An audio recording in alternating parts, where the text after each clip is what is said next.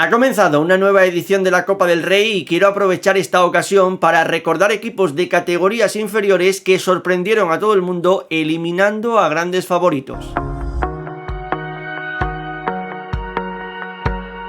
Cuando hablamos de sorpresas en la Copa del Rey y de palabras acabadas en azo como puede ser campanazo, a todo el mundo se nos viene a la cabeza el famoso Alcorconazo del año 2009 protagonizado por el Alcorcón frente al Real Madrid. Un Real Madrid que en ese verano de 2009 se había reforzado con figuras como Cristiano Ronaldo, Karim Benzema o Ricardo Kaká y que en el banquillo se encontraba Manuel Pellegrini. 4-0 fue lo que le metió el Alcorcón en ese partido de ida de 16avos de final de la Copa al Real Madrid. Luego en la vuelta el Real Madrid no fue capaz de darle la vuelta a la eliminatoria. En aquella eliminatoria no participó ni en la ida ni en la vuelta Cristiano Ronaldo, pero sí que participaron futbolistas como Karim Benzema, Ricardo Kaká, Raúl, Van Nistelrooy, Marcelo, Guti, Higuaín, Van der Vaart o Pepe, entre otros, que al final pues todos son conocidos y que incluso dejaron una huella en el Real Madrid. Un Real Madrid que, como bien comento, se enfrentaba contra un Alcorcón que estaba siendo dirigido en esos años por Anquela cuando se encontraban en Segunda B,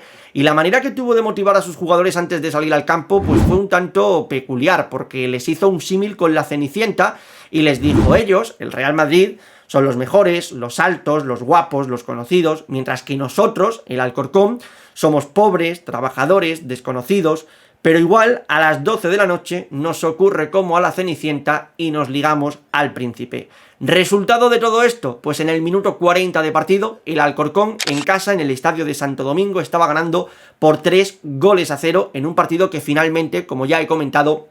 acabó ganando por 4-0. Claro, aquella noche fue de fiesta en Alcorcón, tanto para jugadores como para aficionados. El punto estaba en que todavía quedaba el partido de vuelta, jugándose encima en el estadio Santiago Bernabéu. El Real Madrid, seguramente si este resultado lo hubiese obtenido en Champions, pues no hubiese pensado nunca en remontar, pero obteniéndolo contra un equipo de Segunda B, 2 categorías por debajo del Real Madrid y encima una diferencia presupuestaria y de calidad de futbolistas inmensas, pues oye, uno podía llegar a pensar que el Real Madrid le podía dar la vuelta a la eliminatoria. La realidad es que el Madrid en la vuelta tan solo fue capaz de ganar por 1-0 y encima ese gol llegó ya pasado el minuto 80 y lo marcó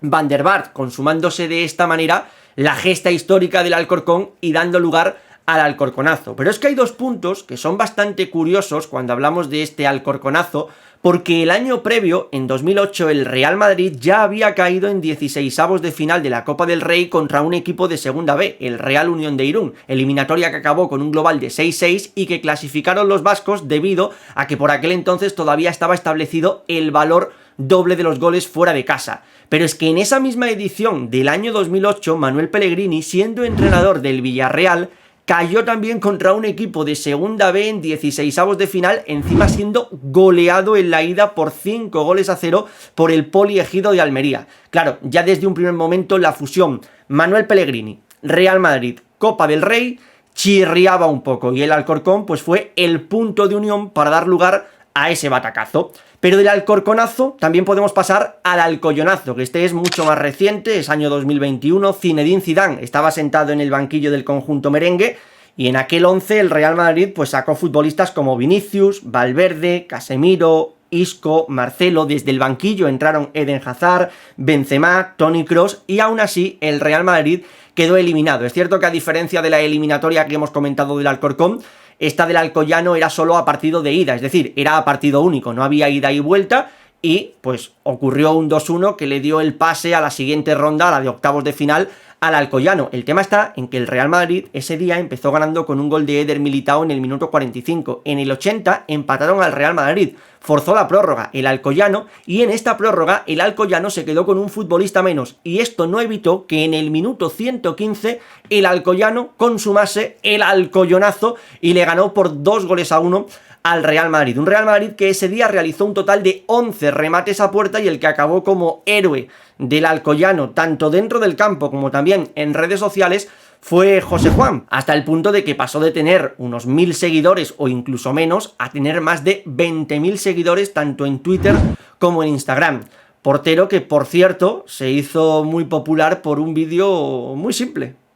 Hola, soy José Juan. Hola, soy Salva García. ¿Te imaginas que esto se viraliza igual que lo de José Juan? No lo creo, porque yo no he hecho ningún partidazo contra el Real Madrid como sí lo hizo él en su momento. Por cierto, José Juan, que la última vez que ha estado en el foco mediático, por decirlo de alguna forma, ha sido jugando en la Kings League, la competición potenciada por Gerard Piqué, Ibai Llanos y demás creadores de contenido que se da tanto en Twitch como en YouTube. Bueno, pues estuvo jugando para el Barrio, el equipo de Adri Contreras, e incluso salió campeón siendo el portero del Barrio en esta competición de Fútbol 7 y actualmente se encuentra jugando en Tercera Federación Española de Fútbol, que es la quinta categoría del fútbol español, en el Torrellano. No sé si teníais o no la pista tomada de José Juan, pero ahí lo tenéis por si lo desconocíais. Pero bueno, el Real Madrid no es el único equipo que haya sido campeón de Liga y que haya tenido batacazos contra equipos de Segunda B. Por ejemplo, en la misma ciudad de Madrid también se puede hablar del Atlético de Madrid, que durante 2 años de forma consecutiva estuvo cayendo contra equipos de Segunda B. En la temporada 19-20 cayó contra la Cultural Leonesa en 16avos de final de Copa,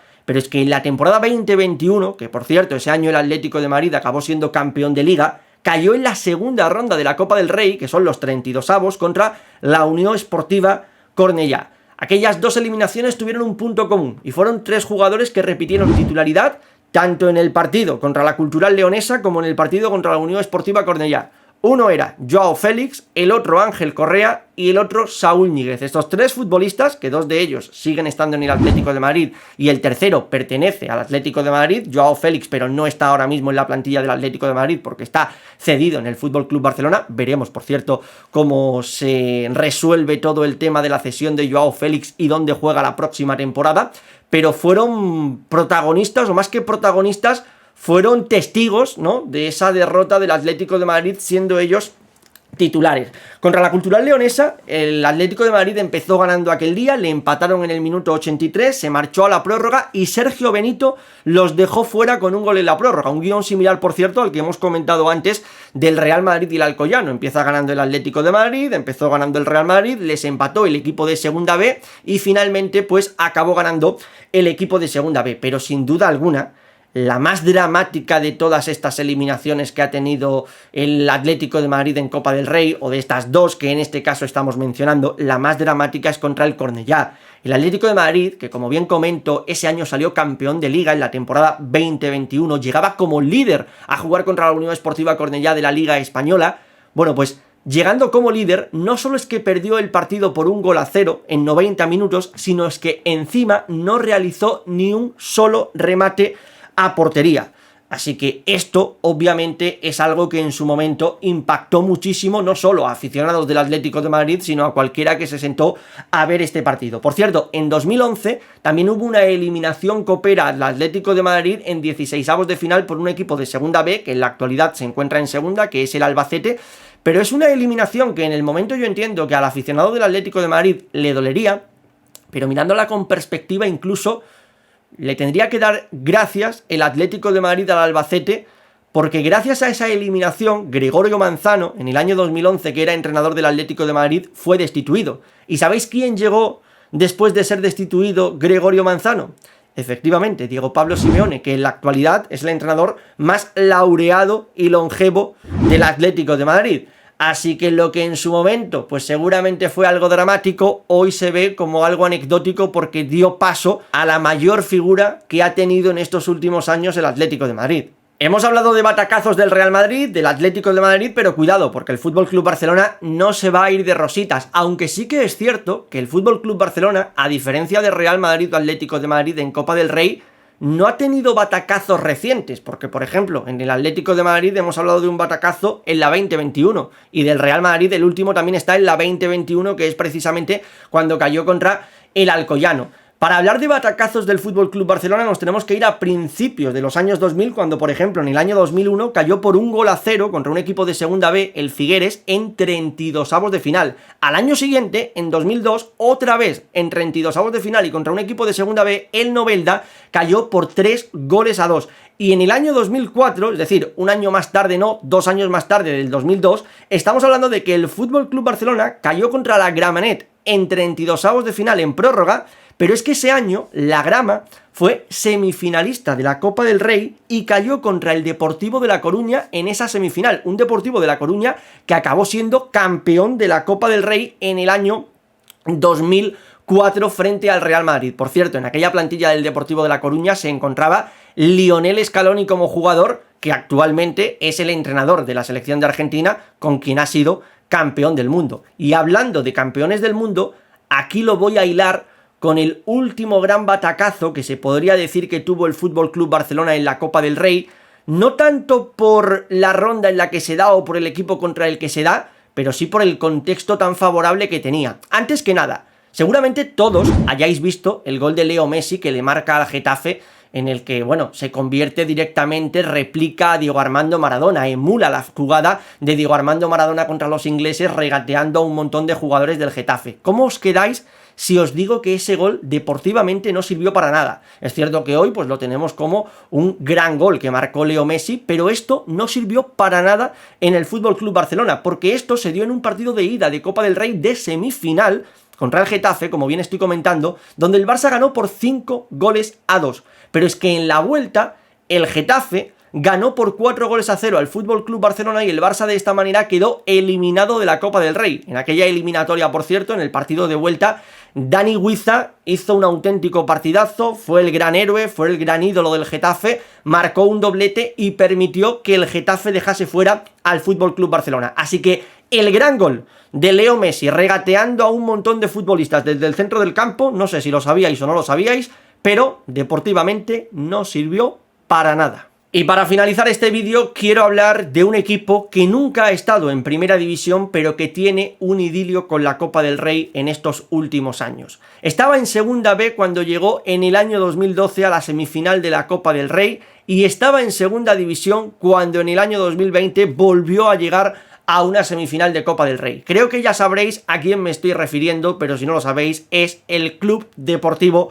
Mirandés. Lo del año 2012, de verdad, eso sí que fue una gesta histórica porque el equipo estaba en segunda B, porque la Copa del Rey todavía se jugaba a partido de ida y vuelta y se plantó en la semifinal después de eliminar a Villarreal, Racing de Santander y Español. Pero ya no solo eso, es que encima el Mirandés ese año contó en su plantilla con el máximo goleador de la Copa del Rey por delante de Leo Messi o Cristiano Ronaldo. Hablamos de Pablo Infante, banquero por las mañanas y se vestía de corto por las tardes para entrenar con sus compañeros y jugar al fútbol. Pablo Infante, durante ese año 2012, yo recuerdo que ponías la televisión, reportaje de Pablo Infante, comprabas el periódico, se hablaba de Pablo Infante, ponías la radio, se hablaba de Pablo Infante. Era una persona normal y corriente, era un trabajador que estaba cumpliendo el sueño de muchos de tener a su equipo en la semifinal de la Copa del Rey, siendo él encima el máximo goleador. Yo recuerdo eso, tenía 12-13 años y yo veía a Pablo Infante y lo tenía como un tipo referencial. Decía, joder, míralo, ahí está, una persona normal y corriente que está cumpliendo el sueño, pues como bien comentó,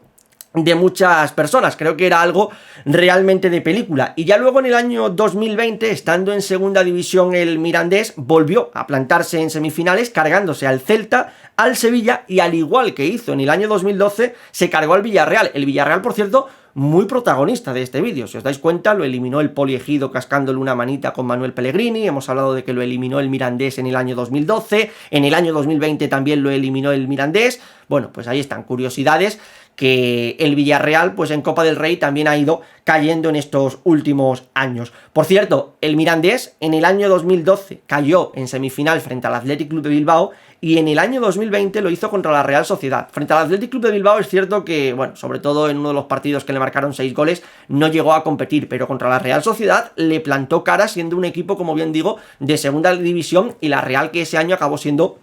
campeona de Copa del Rey. Los vascos, pues la verdad es que es lo que se le atravesaron en este caso al Mirandés. De ese Mirandés de 2020 hay varios futbolistas que a posteriori jugaron en primera división, como es el caso de Michael Malsa en el Levante, Merkelanz, que pertenecía a la Real Sociedad y estaba cedido en el Mirandés, Guridi, que también pertenecía a la Real Sociedad y estaba cedido en el Mirandés y actualmente se encuentra jugando en el Alavés, o Antonio Sánchez, que en la actualidad lo encontramos con el dorsal número 10 jugando para el Real Club Deportivo Mallorca. Pero todo esto estaba capitaneado por Andoni Iraola, un entrenador que este fue el primer peldaño, este fue el primer escalón que subió, por decirlo de alguna forma, en su carrera como entrenador en lo que al fútbol español se refiere. Ahora mismo, cuando hablamos de Andoni Iraola, se nos viene a la cabeza lo que ha conseguido con el Rayo Vallecano, ascendiendo a Primera División, manteniéndose 2 años de forma consecutiva en Primera División, haciendo muy buenas temporadas. Incluso en el primer año vimos que llegó a la semifinal de la Copa del Rey y se quedó a las puertas de meterse en la final contra el Real Betis Balompié, jugó en la semifinal y el Betis fue quien se